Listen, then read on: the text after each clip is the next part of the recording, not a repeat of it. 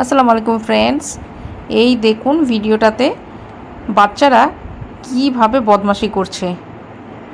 আমার ছেলেরা যদি এরকম করতো, প্রথমে তো আমি দু থাপ্পড় লাগাতাম, তারপরে ভাবতাম যে কি করে পরিষ্কার করব।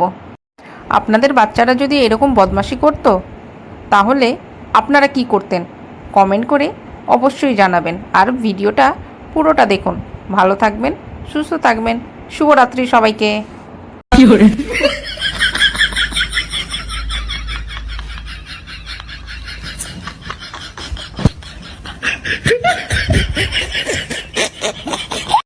No, no, no, no.